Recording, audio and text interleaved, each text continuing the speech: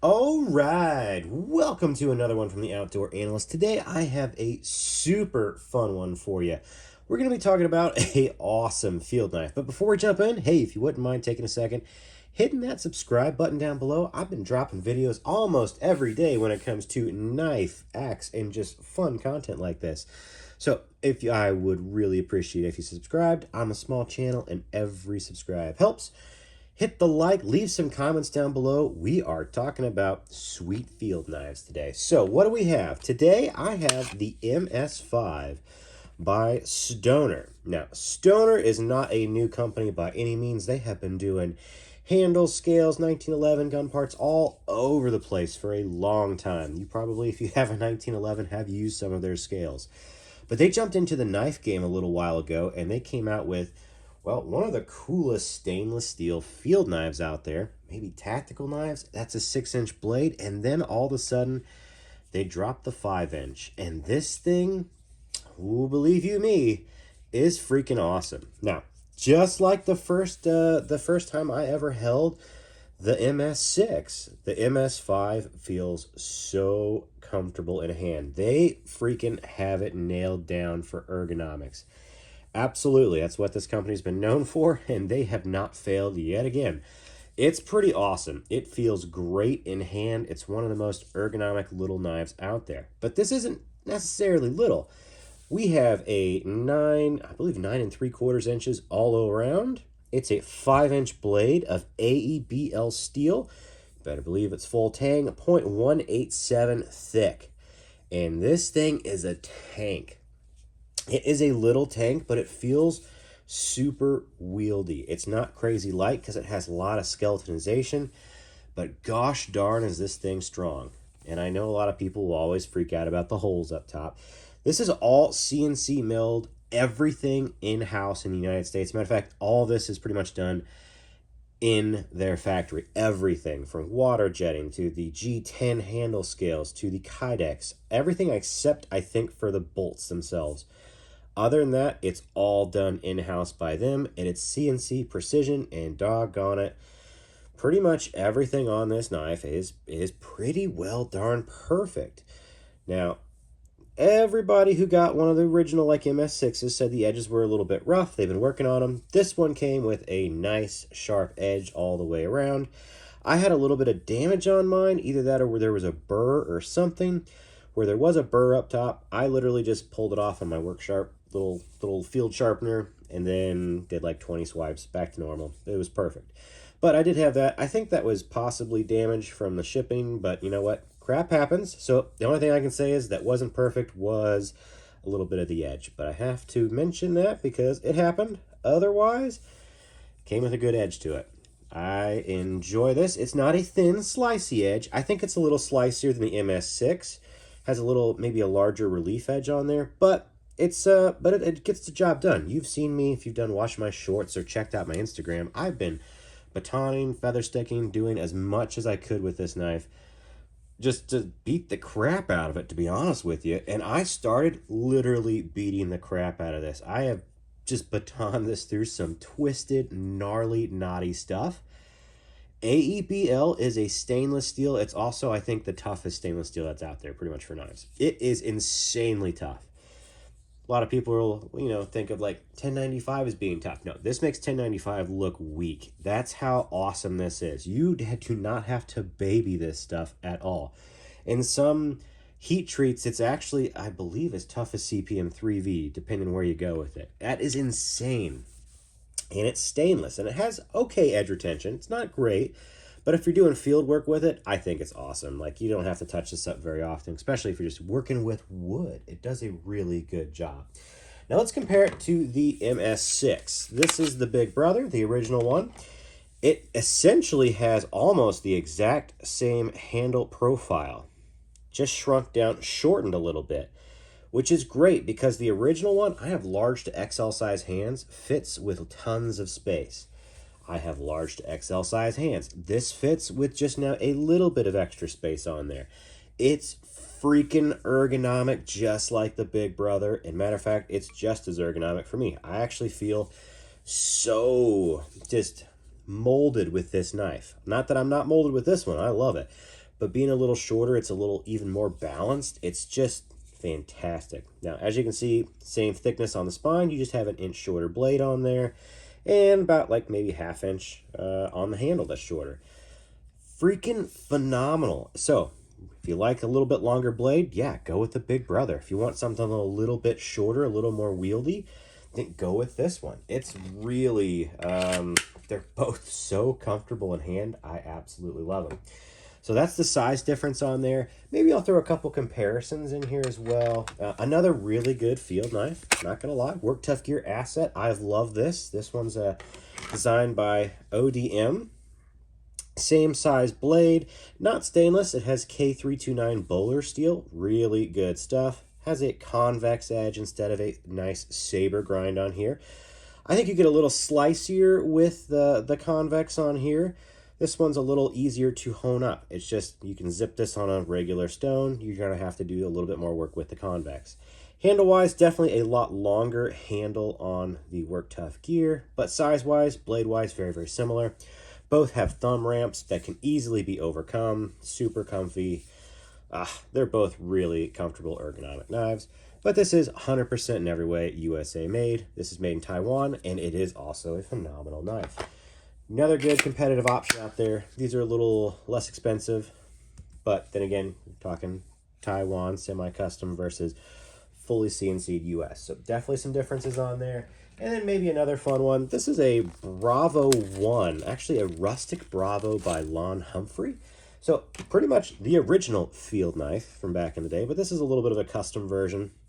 So it has a slightly shorter blade. I think it has a 4.5 inch blade on here. Handle, definitely a little bit thinner, but about the same length.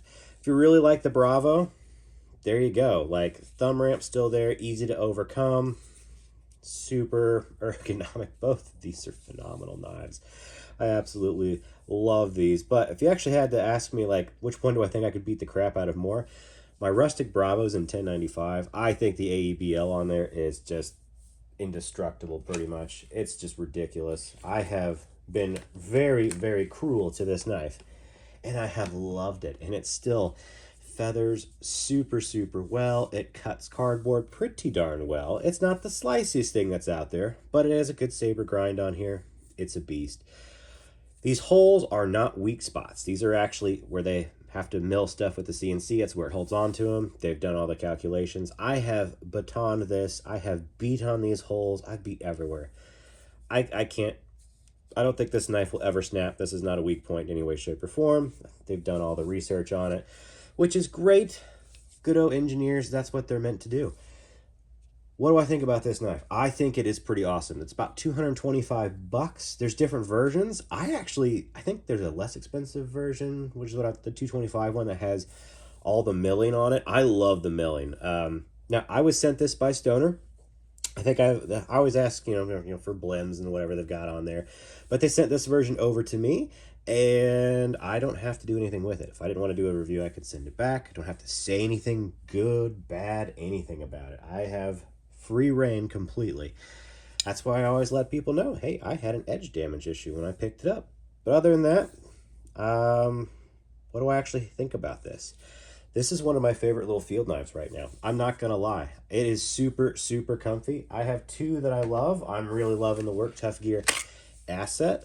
I really am. I love this knife without a doubt. I also love this knife. They are fairly darn similar as far as their use purposes, and they both absolutely rock. They totally rock. Now, the Asset, I think, is completely sold out. This one is not, so you can get your hands on this. So if you're going to ask me which one I think you should get, well, because this is available right now, this one, because you can actually pick it up, which is pretty darn awesome. Does it fit for a tactical field knife? Absolutely. I think this on the belt would be phenomenal. It's not too heavy. It is absolutely tanky. If you needed to do some actual, shanky, you can. It'll work for it. If you need to pry bar with this, like most people do with their knives in that sort of situation, as like a soldier knife, it's a freaking tank. I think this is great to pry with. Now, obviously, I would have picked up like some black scales with it, and I'd probably have the black version of this if it was just my actual personal choice. I think that version's the sickest. It's blacked out. Although it does come with the options to do stainless or blacked out screws. I think that's cool. Very, very cool. I put these on with the orange. I like the blacked out version. Pretty cool. So I think overall, it's actually a very good camp knife. I've enjoyed this just even in the backyard with the family, doing bonfires, doing just food prep. It works just fine. I think as a soldier knife, combat knife, this should be on people's absolute radar just because it's also stainless. AEBL is I don't want to say a game changer. It's an old steel, but it is a game changer. It's so tough, and it actually just is really easy to sharpen back up. In my mind, it is nearly the perfect steel for a soldier knife. It just absolutely rocks. And this is thick enough that I think you can do whatever you want to it. You can just beat the living crap out of it. And daggone, the fit and finish on the CNC stuff on this is just wild. Just absolutely wild. Now, this is a crown spine, so that means it's crowned. So essentially, it feels pretty good all the way around. It's nice and chamfered, I guess, but it is protruding. So it perfectly protrudes all the way around. Most people that know me know that I don't like that in my knives. Preferably, I would rather have it completely smooth. Though, do I really mind it these days? Not so much. These guys do a really good job. I think the best in the entire world, I'll pinch myself on there, is actually done by TRC. The TRC version of just crowning on the spine is absolutely the best, I think, in the world. I don't know if anybody does it better. It's so smooth. It's like you don't even know it's there. It's pretty ridiculous. But Stoner does a pretty darn good job. I think it's actually rather phenomenal. I don't really notice it even working on it. And I thought I would really notice it up here, to be honest with you, in the guard, because that's normally where I have a lot of issues with knives, is because I like really big fat guards. I like them to be comfortable. And to be honest with you, I thought it would be an issue, and it just hasn't been. It's chamfered off enough. They did such a good job that it has not messed with my hands, messed with my fingers in any way, shape, or form. So, yeah, if you do a protruding or a proud spine right, it actually doesn't really mess with you or bother you that much. So they do it right. Stoner does it right. TRC does it right. Even Kaiser's getting onto that and doing a pretty good job these days. So I think this is an awesome camp knife. I think this is an awesome field utility knife. It's really competitive out there. I don't know of a lot of companies that are, making American knives like truly all in-house. When in a stainless steel like this and doing it to this quality, you can literally just beat the crap out of this knife. I trust it so much. That's where I'm at. And I think because I've beat the death out of the Big Brother as well too. And it's just so similar in great feels. You just can't go wrong with it. Which one do I like more? Man, that's tough. I've really been loving this 5. Like, for some reason, this molds with me in so many ways, even though I really like the 6-inch blade on here. And I was chatting with Gabe from the last Huntsman Outdoors, and his first thought was, dude, if they did this in a 3-inch EDC, I'd go nuts for it. And I absolutely agree. It was his thought process first. But if you could take this handle and keep it almost the same size, maybe shrink it just a hair, but keep the same ergonomics and make this an EDC, it'd be like the trifecta of perfection right there. I really want them to do that. I really do. So I'm ecstatic about this knife. I love it. Part of me feels like I would want something slicier. People that know me and my channel, I like super slicey knives. But there's just something about this that actually is enough. Like, I love feather sticking with this thing. It has a big enough relief edge on there to do great feathers. And that's really all I ask out of a larger knife. I want a big knife to, be able to take a beating, but I really want it to be able to do small stuff too. And this has shown to do small stuff very well. It's kept up with some of the best knives out there that have, convex edges on them on the back end. So I appreciate it. I appreciate the extra work they're doing on their edges. I think I even like maybe even slightly larger secondary bevels, but that's a personal thing. I like really big secondaries if you're going to do it, just because I like crazy slicey knives. So that's just a personal preference. Man, everything about this knife, I really don't have a lot of things I would change on it, honestly. Super ergonomic. Now, if it was just like me designing, I would have all this just be flushed, essentially. Flushed up on the scales completely. But that's just me. Maybe a little more of a, probably a larger secondary because I'm crazy like that. But holy cow. I love this knife. It just keeps getting used and used and used. Yeah. All right. If you have other thoughts on other field knives down below, throw them down. There's tons of good stuff out there, but I don't know of much that's coming in this American made for this price. It's pretty freaking awesome. So yeah, if you need a tactical knife, you need a camp knife, keep this in mind. I think this is really a performer, and it really is just a little tank. I love it, but it's a wieldy tank. It's just so well balanced. They crushed the 5. This is the second knife from Stoner, and man, I can't wait for them to keep going. Like, this is great. What a killer new knife company. Just make sure those edges are freaking solid when they get shipped out, and we'll be good to go. All right, catch you on the next one.